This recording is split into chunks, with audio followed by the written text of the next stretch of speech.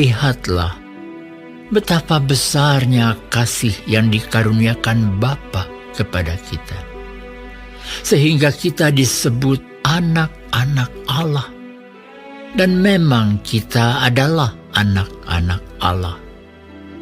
Karena itu, dunia tidak mengenal kita, sebab dunia tidak mengenal Dia. Saudara-saudaraku yang kekasih, sekarang kita adalah anak-anak Allah, tetapi belum nyata apa keadaan kita kelak. Akan tetapi kita tahu bahwa apabila Kristus menyatakan dirinya, kita akan menjadi sama seperti Dia, sebab kita akan melihat Dia dalam keadaannya yang sebenarnya.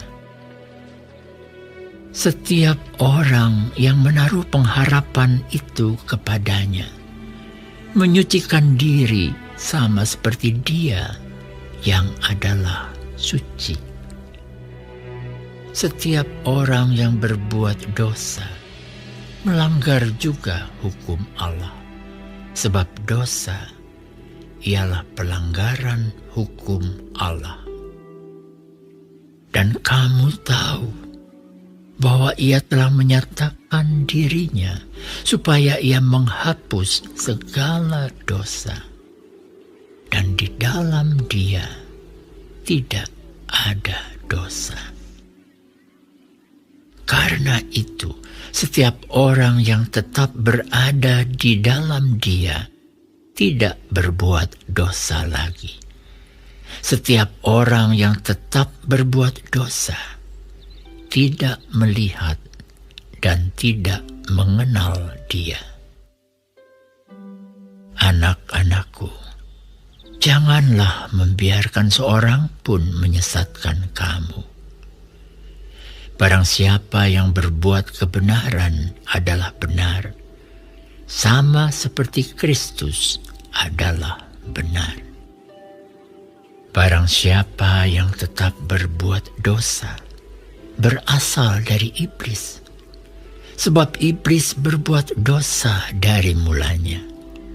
Untuk inilah anak Allah menyatakan dirinya, yaitu supaya Ia membinasakan perbuatan-perbuatan iblis itu.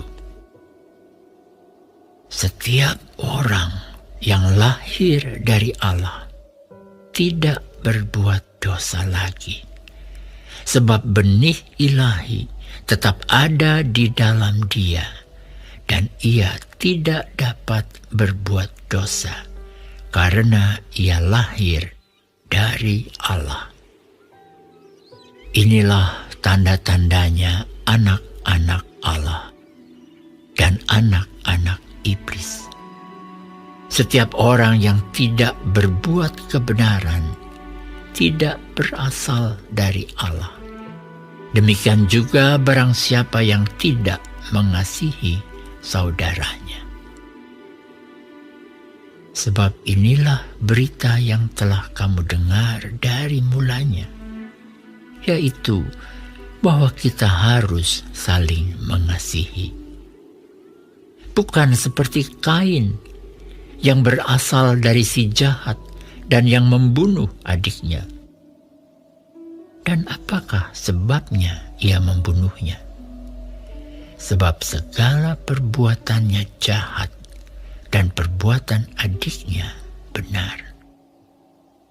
Janganlah kamu heran, saudara-saudara, apabila dunia membenci kamu.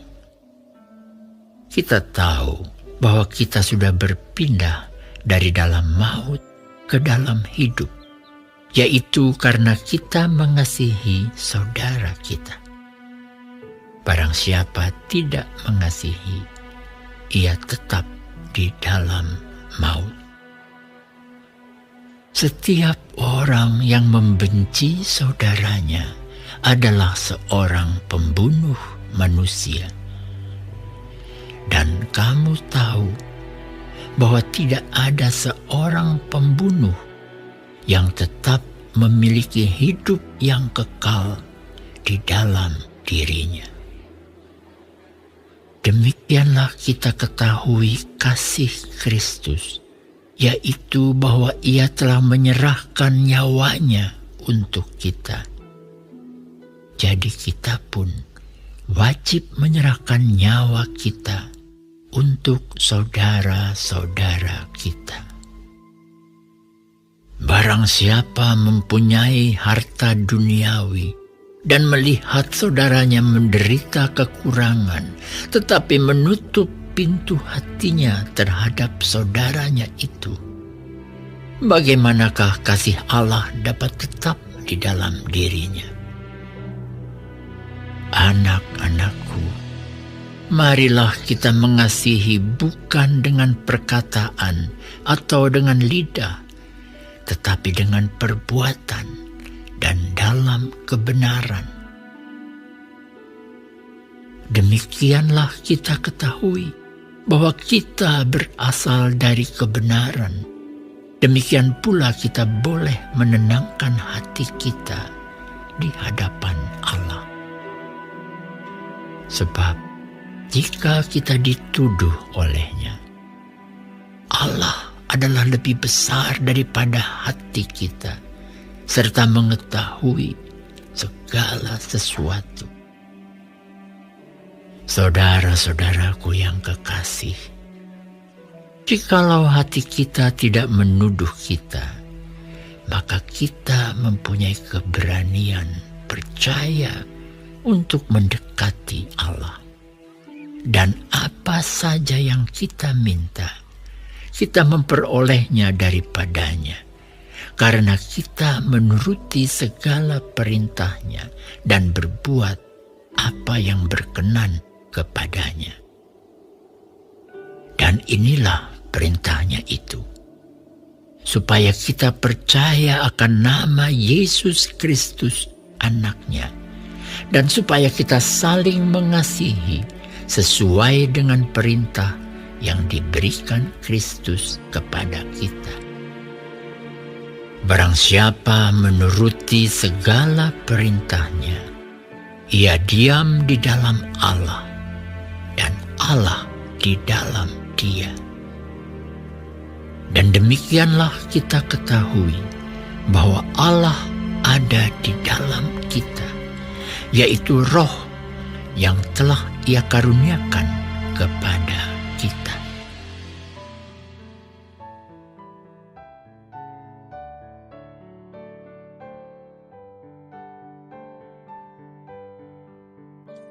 Shalom semua jemaat Tuhan. Kembali kita di dalam pendalaman Alkitab Clearside. Sekarang kita sudah memasuki kitab 1 Yohanes 3. Tuhan Yesus memberkati.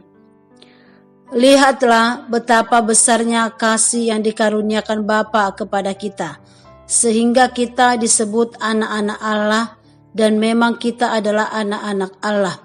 Karena itu dunia tidak mengenal kita, sebab dunia tidak mengenal Dia.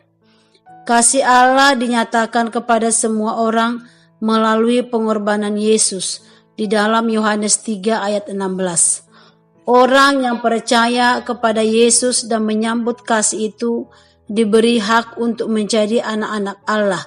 Yohanes 1 ayat 12.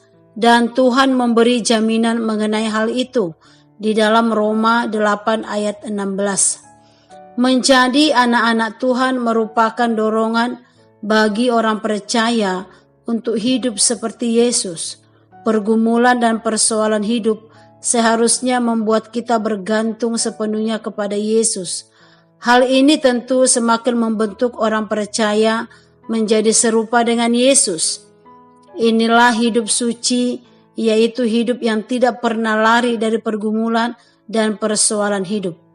Meski Allah mengasihi kita berdasarkan inisiatifnya sendiri, hendaknya kita menyatakan respon kita dengan terus berjalan di dalam kebenaran dalam setiap aspek hidup kita. Di dalam ayat 11-24, kasih terhadap saudara sebagai tanda hidup baru dan keyakinan di hadapan Allah. Seorang yang tetap di dalam maut dan tetap menolak Kristus tidak mungkin memiliki kasih sejati karena ia belum pernah menyadari, menghayati, dan mengalami kasih Kristus. Ia hanya mengasihi selama orang tersebut mengasihinya dan mau mengikuti kehendaknya. Kasihnya hanya sebatas respon dari kebaikan, perhatian, kemurahan, dan kasih orang lain. Sebaliknya, anak-anak Allah memiliki kasih proaktif, senantiasa memancarkan kasih kepada siapa saja, baik kepada yang akan memberikan respon kasih maupun kepada yang akan memberikan respon kebencian. Tidak mudah mengasihi orang yang membenci dan menolak kita.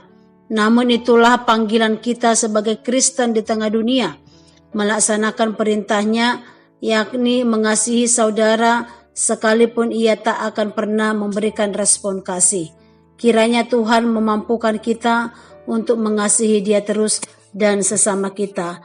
Amin. Tuhan Yesus memberkati.